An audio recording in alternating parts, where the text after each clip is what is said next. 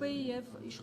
եւ իրավապահ համակարգի անմեղության կանխավարկածը չխախտելով ամեն դեպքում, եթե մեր ձևով շարժումը որևէ այսպես անհանգստություններ չէր առաջացնում, ինչու մեկ բառի համար Սամվել Կարապետյանը կալանավորվեց եւ անընդհատ նրա կալանքը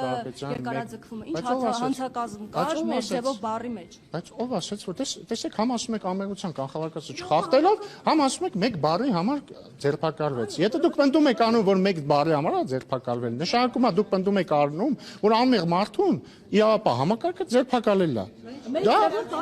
Դա անմեղության կանխավարկածի խախտում է։ Երկրորդը մեղադրանք է առաջադրվել տվյալ անձին իշխանության բռնի ոնց էր որ հոդվածով էր իշխանության բռնի իշխանազավթման հոդվածով, որովհետև համապատասխան որովհետև իրավապահ մարմինները եւ դատարանը համարել է, որ իր խոսքերը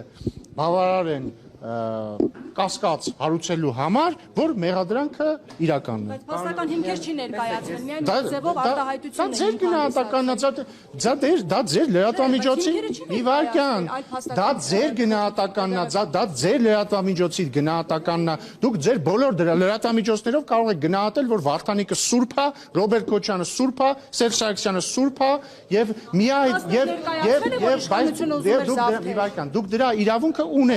դուք դրա իրավունքը ունեք, բայց իրականությունը դրանից չի փոխվում։